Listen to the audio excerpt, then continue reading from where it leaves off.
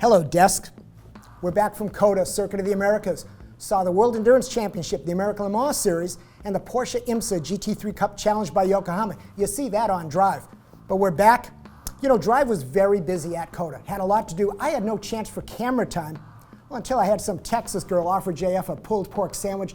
At least I think that's what she was offering. Anyway, got a little bit of camera time. You can draw the connection on that joke. And we took the opportunity to interview, once again, Allan McNish. She had a lot of insights. We kind of did a micro track down. Then I went to the airport after the race, found myself spending an hour with Ulrich Baretsky, the engine genius from Audi. We'll share a little bit of what he said, keep a little bit of that confidential. Plus all the news and observations we had from COTA. It'll all be great. Hey, and thank you for all the people that came up to say hi and compliment me on my on-camera work. I've never signed so many American Pie posters in my life. Come back and ShakeDown.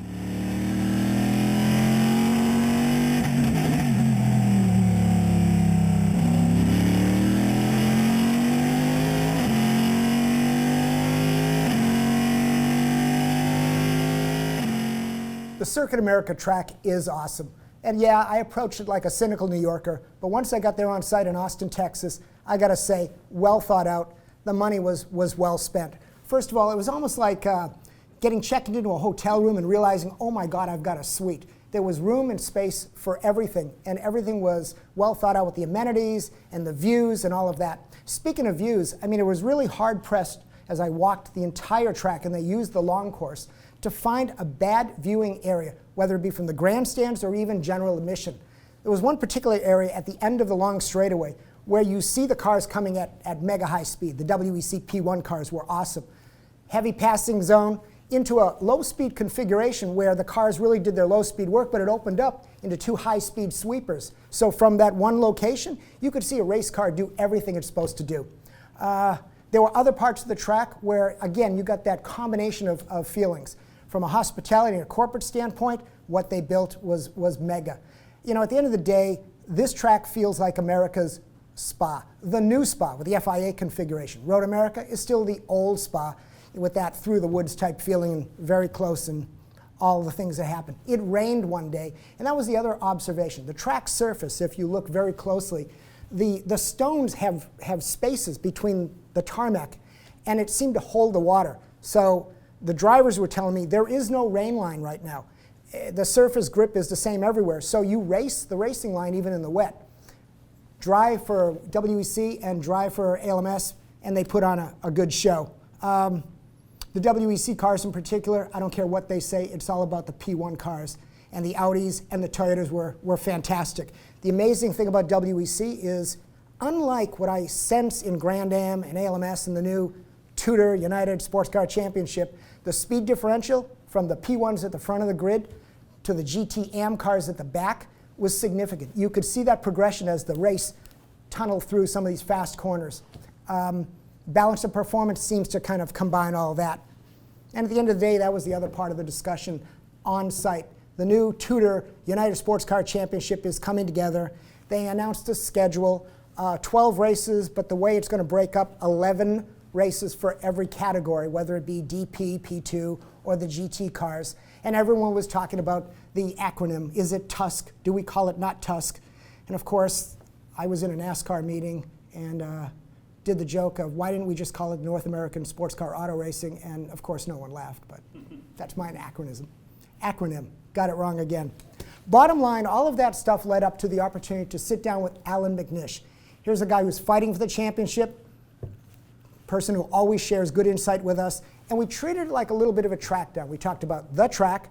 We talked about what's going on with F1 with the two big guns, Alonso and Kimi working together, and then we got back to a little bit about the Audi motorsport effort with that P1 program for 13 and for 14. Time for Allan McNish. I'm not going to be the guy to keep you from qualifying, so 3 quick questions. Number one, give me the top line of this track. This will come after. What are the secrets to find speed here at COTA? I tell you what, it's not, when you look at the circuit on a map or you walk around it, you kind of plan where you need to place the car, where you need to be quick, where you need to try and, I would say, be a little bit conservative going into corners. But what I've found is that it kind of throws that in the head, especially the first sector. There's a lot more speed you can carry through there than expected, and also where you try and, I would say, pull it back into line is not where you expect. The line is a little bit different. You've got to be careful because there's adverse cambers come into play. Every corner relates to the next one, so you've got to be planning 2 corners ahead in where you are with the car, where you are with the throttle and brake. Do you compromise this corner or that one, the entry or the exit?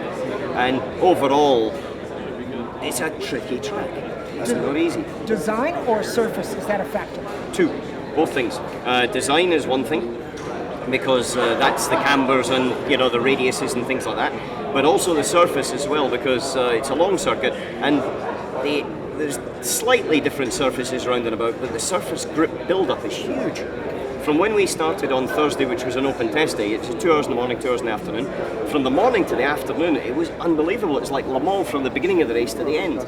And so therefore, trying to predict what 6-hour race is going to be with all of the cars on track at once after the American Le Mans Series race is quite tricky. The engineers, we've got to think and we've got to be sensitive about it. Okay, random topics. Let's change to right. F1. So what happens with the team when 2 big dogs get together, Alonso and Kimi? What's the first thing that the team needs to manage to make that work? They need to control it from the beginning, without question, to make sure that everybody knows what the game is, and everybody to know that the game is for Ferrari in this situation. Now, I think it's different if you've got 2 young dogs trying to make their name, but when you've got 2 world champions, they've been through the mill. They've both had good seasons and both had bad seasons, and so they understand they need to work together to actually have the greater good and also help their own performances. I don't see as many problems there as people expect. I think Alonso was maybe stating a point a couple of months ago, or weeks ago in fact, when it came out that he had talks with Red Bull, just to sort of say, hey, I've still got a real value here. Watch me, I'm the guy that's going to maybe bring you the championship this season. As well, on the other side of it, I think they're very clever because they've created a situation where they pretty much, if they have a reasonable car, given themselves the constructors title, and that gives them a lot of money, and that gives them stability and everything else and confidence. And the constructors is about the second driver, not the lead driver. It's about the guy that's there, him picking up the points, and that's what Kimi has done fantastically well since he returned, better than he did the first time he was in Formula 1. Last question, back to Audi. You're in this part of the season where you're fighting for the championship. Good on you. Good luck. Thank you. And you're planning for 2014. When do you start getting in the 14 car? Yeah, but first of all, we're thinking mentally towards the championship, not thinking about 14. From Audi's point of view, yeah, that is well underway. That really has to be. And, they basically switched off the 13 program straight after Le Mans and went on to, finishing off what the concepts would be for 14. Now, when do you actually then get into the car? I would say you've got to, if you're realistic, you've got to be before Christmas. And that's what we've always tried to do, and it's been very successful, Leo, in the past, and hopefully it'll be successful in the future. So all I'll ask is, will we see some technical surprises in the 14 car with all these new rules? I'll ask you a question. Yes. Have you seen technical surprises in the previous generations of Audi? Go qualify. Jesus. So where Allan McNish didn't answer that last question, lo and behold, after the race at the airport, because I arrived way too early for my flight, I bump into none other than Ulrich Baretsky, the engine genius for Audi, the P1 program, that R18 e-tron Quattro. Prove I didn't piss him off the last time we interviewed, we sat down for about an hour. Now, it wasn't an official interview, so I'm going to treat a lot of it confidential, but he did answer that last question I asked Allan by basically saying this: that next car, that next P1 car from Audi, is going to have technology directly related to what a road car can benefit from. So Audi, like always, makes racing relevant to road cars, and all that's good. Now, you heard the rumors about Audi considering a Daytona prototype. Some of you cringed. Some of us just kind of questioned what's going on. I don't think it's a secret because they mentioned part of it publicly, but Audi is not going the Daytona prototype route. Ulrich mentioned the word never, so that was assuring. What he did talk about in America is if Indy got their rules right, the way Le Mans did with efficiency and power and having the flexibility to do things, maybe Indy would be something Audi would look at. And for the same reason, that inflexibility of rules, right now, Audi will never look at F1. The other thing we talked about was what fans like. I know in America, we always talk about how it's all about the drivers.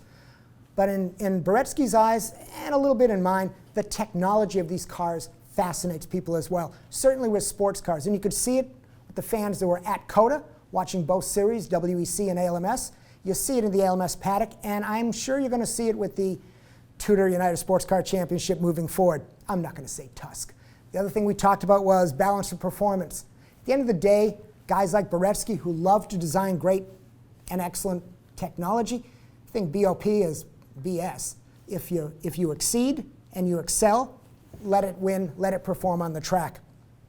We had a conversation about autonomous cars, and Baretsky actually believed that racing is going to be the platform that's going to validate autonomous cars. He doesn't hate drivers, but we're so close, he feels, to one day having autonomous cars racing. Remember, Audi ran an autonomous car up Pikes Peak, but no one's put it up at speed, no one's put them race to race. I really wonder if you guys would watch autonomous race cars. I know guys like McNish and Kristensen would be saying, no, you don't want to see that, you don't want to see that. At the end of the day, he had a comment about DTM. It is a caution for NASCAR. DTM is expensive. So as we're launching this new series and thinking about DTM, something to consider. And then finally, made it pretty clear that Audi will always race. He had a comment about some Italian brands, but I'm not going to share that out of courtesy to him. And in fact, I'm Italian, so that was pretty much it. The airplane showed up, we went on our way, and Baretsky promised me a dinner in Germany next time I'm there, so that's going to happen too. Thanks for tuning in.